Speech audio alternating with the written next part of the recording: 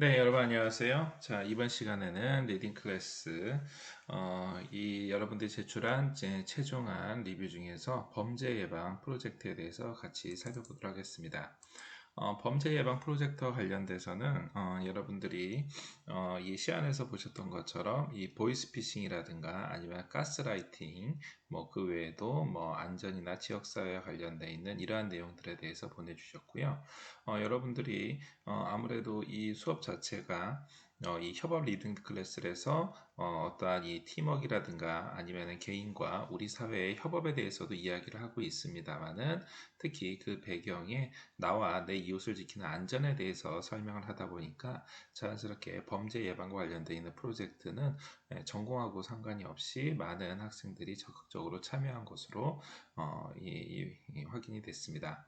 먼저 여러분들이 제출한 이 다양한 프로젝트 중에서 제일 먼저 여러분들이 제출했었던 프로젝트 중에 보이스피싱과 관련된 내용들을 같이 한번 살펴보겠습니다. 보이스피싱은 실제로 우리 주변에서도 여러분들이 뭐 많이 뭐 전화를 받은 적도 있고 또 각종 피해에 대해서 언론 보도나 뉴스에 대해서도 많이 여러분들이 접했을 걸로 알고 있습니다.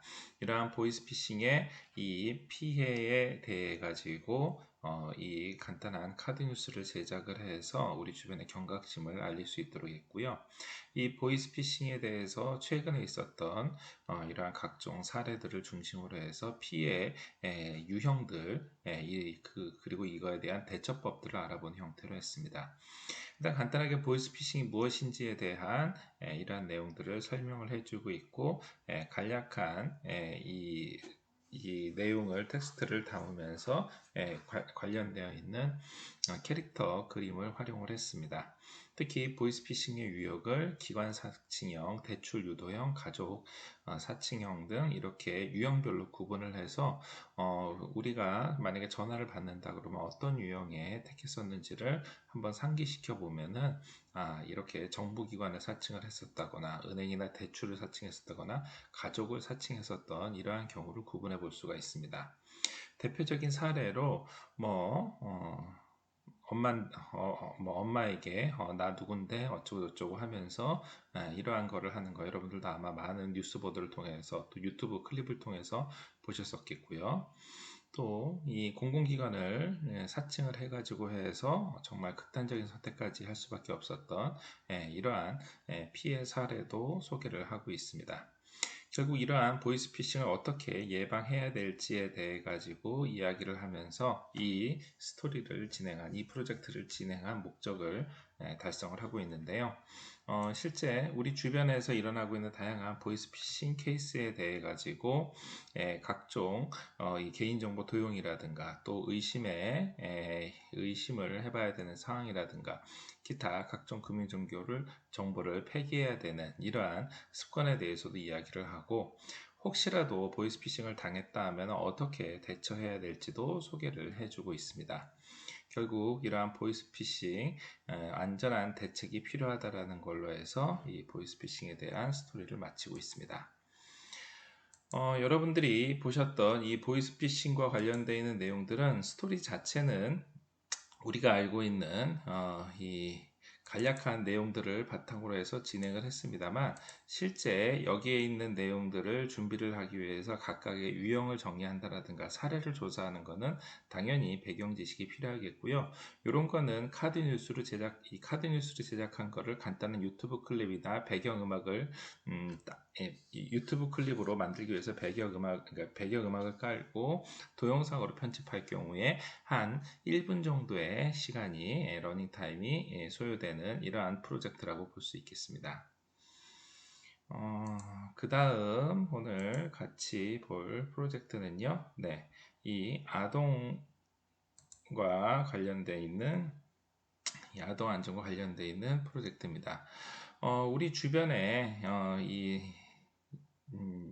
다양한 이 경찰 활동들 중에서 아동과 관련되어 있는 이러한 프로젝트를 지난번 시안에서 했었고 이 프로젝트는 실제로 사실 뭐 거의 뭐 논문 발표에 준할 정도로 아주 구체적인 사례 조사와 그리고 관련되어 있는 체계적인 분석 그리고 이러한 분석들을 근거 자료를 활용을 해가지고서는 다양하게 조사를 했고, 이를 위해서 직접 키워드 검색이라든가 아니면 관련되어 있는 최신 분석 기법까지 많이 활용을 했습니다. 특히 이렇게 활용한 자료를 바탕으로 해서 현재 아동 안전과 관련돼서 어떻게 경찰이 활동하고 있는지에 대한 구체적인 사례를 들기도 하고요. 이와 관련해 가지고서는 최근에 어떻게 대처를 해야 될지에 대한 각종 제안들도 함께 실기도 했습니다. 그 외에도 최근에 아동 안전과 관련되어 있는 이 법령이라든가 제도의 변화, 더 나아가서 궁극적으로 경찰이 각종 청렴도라든가 신뢰도도 향상시켜야 된다라는 이러한 내용으로 해서 결론을 맺고 있습니다. 사실 시안에서도 우리가 보셨던 것처럼 이 프로젝트는 아동안전과 관련돼서 진행했었던 내용들을 사실 이 내용을 그대로 정리를 하면은 하나의 발표문, 소논문이 될 수 있을 정도로 체계적인 내용들을 조사해서 진행하기도 했고요. 또 이 프로젝트를 진행하면서 각종 자료조사와 그리고 관련돼 있는 이 경찰을 포함한 공공기관에서 나오는 각종 사진자료나 도표자료를 적극적으로 활용을 해서 그만큼 많은 신뢰도를 주고 관련돼 있는 통계 자료의 근거를 명확히 함으로 해서 보는 사람들로 하여금 설득력 있게 이렇게 프로젝트를 진행을 했습니다. 이러한 프로젝트는요, 그렇죠. 뭐, 예를 들어서 우리 주변에 관련돼서 간단한 브리핑을 하거나 아니면은 아동 안전과 관련돼 있는 내용들을 설명해 주기 위해서 이렇게 한 발표 자료로 아주 손쉽게 활용할 수 있을 거로 생각이 되고, 여기에 있는 자료를 더 심도 있게 연구를 한다 그러면 좀 더 전문적인 학술 자료로도 활용할 수 있을 걸로 예상이 되기 때문에 이렇게 준비한 노고에 크게 박수를 보내는 바입니다. 오늘 마지막으로 살펴볼 프로젝트는요, 이 가스라이팅과 관련되어 있는 프로젝트입니다. 자, 오늘 여러분들이 아마 공통적으로 느끼는 것들, 그렇죠? 프로젝트가 대부분 카드 뉴스나 아니면은 이렇게 파워포인트 자료로 되어 있는 이러한 이 내용들로 구성되어 있다는 것을 확인할 수 있습니다. 물론 다른 프로젝트도 제법 많은 팀이 카드 뉴스의 형태나 파워포인트 형태로 제작을 했습니다만 특히나 이번 이 범죄 예방 프로젝트와 관련돼서는 이러한 카드 뉴스나 아니면 PPT 형태의 프로젝트가 많은 이유는 실제 우리가 앞서서 다른 사례에서 보셨던 것처럼 그렇죠. 굉장히 전문적인 자료들을 많이 싣고 있기 때문에 이러한 현상이 일어납니다. 즉 무슨 얘기냐면은 여기에 있는 가스라이팅의 개념이라든가 뭐 가해자, 피해자, 자가진단, 사례 이런 것들이 하나하나가 기초적인 기초자료 조사를 통해서만 이루어지는 거고 이러한 기초자료를 통해서 결국은 프로젝트를 진행을 하고 표현을 해야 되기 때문에 자연스럽게 분량이라든가 아니면은 제공되는 근거 자료라든가 사진이나 앞서서 봤었던 것처럼 도표라든가 이러한 전문적인 자료들이 그렇죠. 모두 다 이 제한된 시간 내에 제공해 주기 위해서는 가장 효율적으로 채택할 수 있는 방법이 바로 이러한 파워포인트나 아니면 프레젠테이션을 위한 카드 뉴스 형태로 진행이 되는 겁니다. 앞서서 우리가 봤었던 이 아동 안전 사례도 마찬가지고요. 또 보이스피싱 사례도 마찬가지고 최근에 우리 사회적으로 이슈화되고 있는 이러한 각종 사안에 대해서 최신 자료를 활용하다 보면은 자연스럽게 이러한 형태로 된다라는 게뭐 약속이나 한 듯이 이 도출될 수밖에 없었고요. 그런 의미에서 그 과정에서 유사한 과정을 거쳤었던 즉 자료 수집 단계나 그 중에서 중요한 내용들을 이렇게 정리를 하고 관련되어 있는 도표나 사진을 찾고 관련돼서 최종적으로 결론에까지 이르게 되는 이러한 과정에서 자연스럽게 굉장히 많은 참고문헌 자료라든가 굉장히 많은 이 자료 수집 분석들이 이루어졌음을 확인할 수가 있습니다.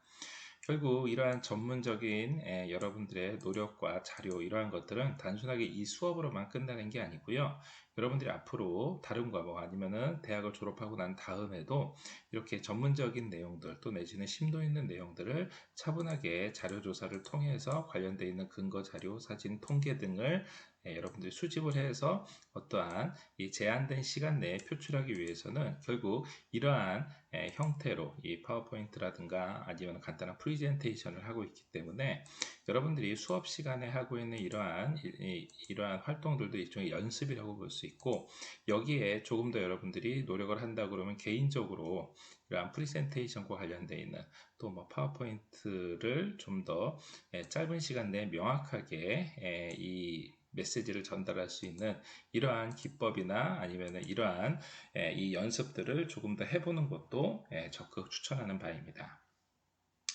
자, 다시 본문으로 돌아와서 이 프로젝트는 이렇게 가스라이팅과 관련되어 있는 내용들에 대해서 주요한 내용들을 설명을 하고 있고, 이 내용들을 가스라이팅이라는 이 개념이 어디에서부터 시작됐는지에 대한 가스 등의 이 사례에서부터 시작을 해가지고 가스라이팅에 대한 기본적인 정의를 설명해주고, 이 가스라이팅이 실제로 가해자가 어떠한 형태로 해서 우리한테 접근하게 되는지, 또 한편 피해자는 여기에 어떻게 해서 순응하게 되는지에 대해서 설명을 하고 난 다음에 혹시 우리 주변에 내가 여기에 해당되는지에 대한 체크리스트를 하기도 하고, 결국 이러한 이 가스라이팅의 사례로 인해 가지고 발생했었을 경우에 어떻게 대처해야 되는지에 대해서 대표적인 이 마포 강금 사건에 대한 사례라든가,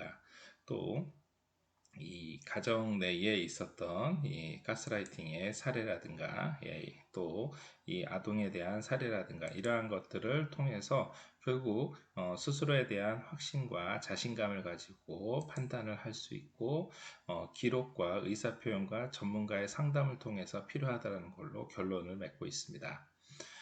말씀드린 것처럼 이러한 내용들은 사실 각각의 프로젝트를 진행을 하면서 여러분들의 전문적인 자료를 정리를 하고 수집하는 걸로 끝나는 게 아니고, 이러한 프로젝트를 진행하면서 만들었었던 이 파워포인트와 발표 자료를 동영상으로 만들어서 제작하기도 했고요. 이를 위해서 이 팀에서는 프로젝트를 진행을 하면서 중간에 필요한 내용들을 이렇게 자막 처리를 해서 이 나레이션을 제작을 해서 이 나레이션 내용들을 실제로 동영상에 직접 이 녹음을 해가지고 동영상을 제작하기도 했습니다.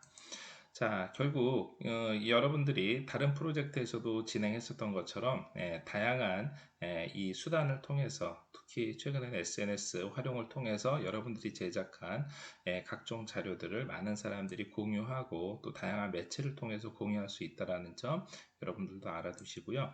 이 프로젝트를 진행하면서 이 팀이 함께 노력했었던 이러한 동영상도 같이 한번 시청하면서 이 중간중간에 직접 나레이션을 녹음을 하고 서로 역할을 분담을 하고, 그리고 각각 분석 자료를 통해 가지고 결론을 이루게 된 이러한 노력을 한번 엿볼 수 있는 기회가 됐으면 하는 바람입니다. 자, 그러면은 팀에서 제작했었던 동영상을 간략하게 한번 시청해 보도록 하겠습니다. 안녕하십니까? 가까울수록 조심해야 하는 가스라이팅을 주제로 프로젝트를 준비한 7조의 안소연입니다. 발표는 가스라이팅의 개념, 가해자와 피해자의 행동 단계, 자가진단 질문, 사례 및 대처법의 순으로 발표자는 안소연, 배수빈, 김지선 하구의 순서대로 진행하겠습니다. 첫 번째로 가스라이팅의 개념을 알아보겠습니다. 먼저 여러분이 사랑하는 사람과 함께 희미하게 불이 켜진 방 안에 있다고 상상해 보세요. 여러분은 너무 어둡다고 말합니다. 그러자 상대방이 이게 뭐가 어두워? 너 어디 아픈 거 아니야? 라고 답합니다. 이때 여러분은 어떻게 반응하시겠습니까? 이는 1944년 개봉한 영화 가스 등의 한 장면입니다. 여주인공 폴라는 남편 그레고리의 물음에 자신의 상대를 의심하며 자신의 정신이 이상하다고 느낍니다. 그레고리는 아내의 유산을 가로채기 위해 같은 방식으로 꾸준히 그녀를 정신병자로 몰아갔는데요. 그녀는 스스로를 의심하다 결국 자신을 잃어가고 남편에게 의존하게 됩니다. 이 영화는 1938년 패트릭 해밀턴 작가가 연출한 스릴러 연극 가스 등을 원작으로 제작되었고 여기서 유래된 정신적 학대를 일컫는 용어가 가스라이팅입니다. 가스라이팅이란 거부, 반박, 전환, 경시, 망각, 부인 등 타인의 심리나 상황을 교묘하게 조작해 그 사람이 현실감과 판단력을 잃게 만들고 이로써 타인에 대한 통제 능력을 행사하는 것을 뜻합니다. 이는 정신적 학대의 한 유형으로 친구, 연인, 가족 등 친밀한 관계는 물론 학교나 직장 등에서 주로 발생합니다. 가해자의 행동 단계부터는 배수빈하고가 이어서 발표하겠습니다. 두 번째로 가스라이팅 가해자의 행동 단계를 알아보겠습니다. 가스라이팅 가해자의 행동은 크게 4단계로 나뉩니다. 1단계는 관계 형성입니다. 1단계의 가해자는 나니까 네 얘기를 들어주지 라는 태도를 취합니다. 가스라이팅은 가족, 선생님, 직장 상사, 애인 등 매우 밀접한 관계에서 일어납니다. 가해자는 타인의 경계심을 풀고 조종하는 데에 능한 소시오패스나 사이코패스가 대부분이며 일반적인 관계에서도 충분히 일어납니다. 2단계는 기억 왜곡입니다. 2단계의 가해자는 너 왜 또 이런 잘못을 반복하는 거야? 라는 태도를 취합니다. 관계가 형성되면 가해자는 피해자의 반복된 실수를 언급하며 자신감을 잃게 만듭니다. 피해자의 판단력을 무력화시킨 후 자신이 대신 판단하고 결정을 내리려 합니다. 이때 물리적인 힘이나 사회적 권력을 이용하여 피해자를 밀어붙이기도 합니다. 그 후엔 거짓말을 통해 기억을 왜곡시키고 피해자는 자신을 불신한 채 왜곡된 기억을 믿기 시작합니다. 3단계는 미니마이징입니다. 3단계의 가해자는 주변 사람들이 널 얼마나 알아? 내가 더 잘 알지 라는 태도를 취합니다. 정상적인 사람이라면 가해자의 행동에 강하게 반발하여 2단계까지 쉽사리 가지 않습니다. 그럼에도 3단계까지 도달해버린 사람은 주변 사람들이 아무리 말려도 이를 해결하지 못합니다. 주변 사람들에게 피해자가 이상해 보이기 시작하는 때가 바로 이 단계입니다. 4단계는 무시입니다. 4단계의 가해자는 내가 분명히 기억해. 넌 왜 생사람을 잡아? 쓸데없이 예민하네? 라는 태도를 취합니다. 피해자가 가해자에게 의문을 갖기만 해도 피해자를 상상력이 과하고 예민한 사람으로 몰아갑니다. 또한 피해자의 기억과 판단, 감정까지 모두 잘못됐다고 말하며 피해자를 원하는 대로 통제합니다. 세 번째로 가스라이팅 피해자의 행동 단계를 알아보겠습니다. 가스라이팅 피해자의 행동은 크게 3단계로 나뉩니다. 1단계는 논쟁입니다. 1단계의 피해자는 네 생각 너무 억지 아니야? 라는 태도를 취합니다. 상대가 고집이 세다 정도로 생각하고 대화를 풀기 위해 많은 시간을 할애합니다. 이 단계만 해도 스스로에 대한 신뢰가 굳건한 상태입니다. 2단계는 매달림입니다. 2단계의 피해자는 내 얘기 좀 들어줘 제발 이라는 태도를 취합니다. 피해자는 가해자의 눈밖에 날까봐 걱정하기 시작합니다. 언쟁이 끊이지 않고 피해자는 옳지 않다고 이야기하는 것을 포기합니다. 또 자신이 얼마나 착하고 상대방을 생각하는지를 증명하기 시작합니다. 3단계는 자책입니다. 3단계의 피해자는 난 왜 이따위일까? 라는 태도를 취합니다. 이때의 피해자는 자신이 비정상적이라 생각하고 가해자의 비난이 다 맞다고 믿게 됩니다. 자신의 상식에서 이해가 되지 않더라도 가해자의 입장을 이해하기 위해 가해자가 비난했던 결함에 집착하고 고치려고 애를 씁니다. 네 번째로 가스라이팅 자가진단입니다. 여기 있는 가스라이팅 질문지를 살펴보겠습니다. 왜 그런지 모르겠지만 결국은 항상 상대의 방식대로 일이 진행된다. 상대에게 너는 너무 예민해. 나 말고는 그 누구도 너를 참을 수 없을 거야. 나는 그런 이야기 한 적 없어. 등과 같은 말을 들은 적이 있다. 상대와 잘 지내고 있는 것 같은데 행복하다는 생각이 들지 않는다. 상대의 행동에 대해 주변 사람들에게 자주 변명을 한다. 상대를 만나기 전에 그날 잘못한 일은 없는지 머릿속으로 점검한다. 상대가 윽박지르는 것을 피하기 위해 거짓말을 한다. 상대를 알기 전에 나는 훨씬 자신감 있고 삶을 즐기는 사람이었다는 생각이 든다. 이 중 한 가지라도 해당이 된다면 본인이 바로 가스라이팅의 피해자일 수 있습니다. 본인의 상황을 다시 한번 생각해보고 가스라이팅에 휘말리지 않도록 주의해야 합니다. 사례 및 대처법부터는 김지선 하구가 이어서 발표하겠습니다. 마지막으로 사례 및 대처법에 대해 알아보겠습니다. 첫 번째 사례는 친구 관계에서 일어난 사건입니다. 34kg 시신 사건으로 불리는 이 사건은 20대 청년 김모 씨와 안모 씨가 고교동창 A 씨를 2달가량 서울 마포구 소재 한 오피스텔에 감금하고 폭행해 사망에 이르게 한 사건입니다. 고소사건 수사가 시작되자 피의자들은 앙심을 품고 3월 31일 대구에서 A씨를 강제로 서울로 데려와 오피스텔에 감금한 뒤 폭행을 일삼았습니다. 특히 피의자들은 A씨에게 돈을 벌어오라며 2차례 물류센터 근무를 시켰고 일터에 함께가 일거수일투족을 감시하기도 했습니다. 이와 함께 A씨가 경찰 조사에 제대로 응하지 못하게 하고 고소를 취해야 한다는 문자도 경찰에 보내게 했습니다. 또한 피의자들은 A씨를 사망 전 최소 13일간 가둬둔 채 식사도 제대로 못하게 했습니다. 화장실 등에서 가혹 행위를 하는 장면을 촬영해 5개 이상의 영상을 남긴 것으로 알려졌습니다. A씨는 사망 당시 34kg의 심각한 저체중 상태로 케이블 타이에 묶여 있었다고 합니다. 해당 사건은 성인 남성이 동년배 친구들로부터 감금 생활과 임금 착취, 가혹 행위를 당했다는 점에서 가스라이팅 의혹을 받았던 사건입니다. 두 번째 사례는 부부관계에서 일어난 사건입니다. 이 사건은 군인 남편의 가스라이팅과 가정폭력에 못 이긴 아내가 스스로 목숨을 끊은 사건입니다. 피해자 A씨의 휴대전화 내용에 따르면 남편 B씨는 A씨에게 나니까 참고 사는 거야. 복종해. 빌어. 모두 네가 잘못한 거다. 네 가족은 널 딸이라 생각 안 해. 정신 차려. 등의 폭언을 퍼부었습니다. 하지만 전문가들은 가스라이팅 행위 자체만으로는 법적 처벌이 어렵다고 하였습니다. 곽대경 동국대 경찰행정학과 교수는 가스라이팅이 심각한 범죄 행위로 연결될 수 있다는 사회적 공감대가 형성되어야 하고 처벌 규정에 대한 논의도 본격적으로 할 필요가 있다고 강조하셨습니다. 세 번째 사례는 부모와 자식 간의 관계에서 일어난 사건입니다. 이 사건은 한국경제 와글와글 코너에 올라온 글입니다. A씨의 어머니가 휴게소에서 동생 것까지 간식을 사오라고 했고 A씨는 어머니 것은 사지만 동생 것까지 살 돈은 없다고 말한 게 화근이 됐습니다.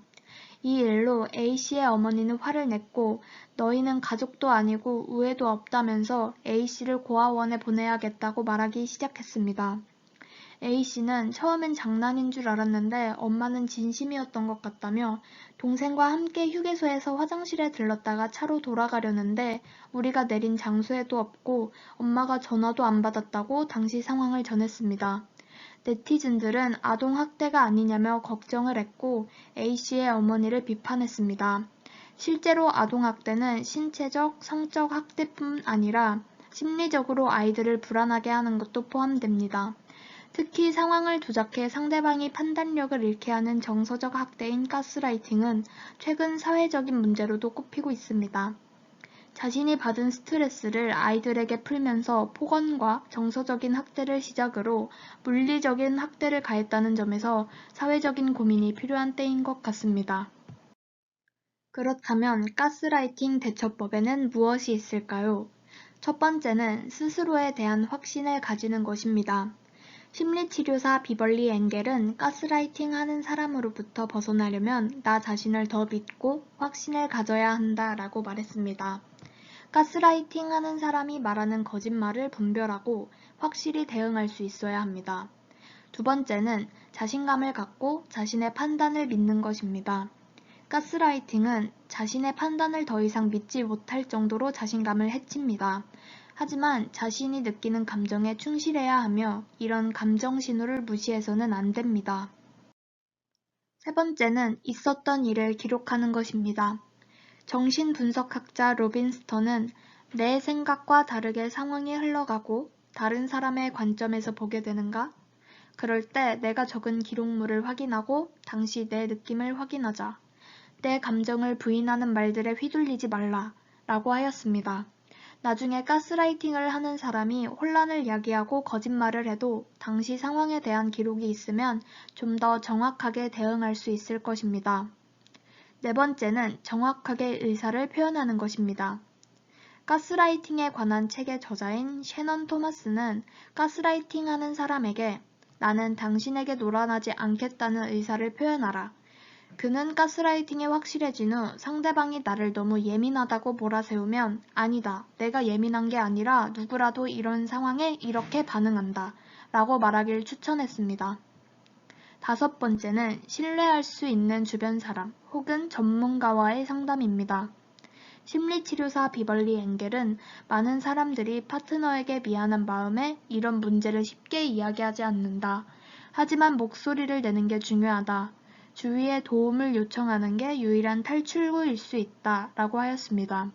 가까운 친구나 가족에게 가스라이팅을 하는 사람의 행동을 이야기하고 어떻게 느끼는지, 또 그 사람을 만난 후 본인의 행동이 과거에 비해 어떻게 달라졌는지 물어보는 것이 좋습니다.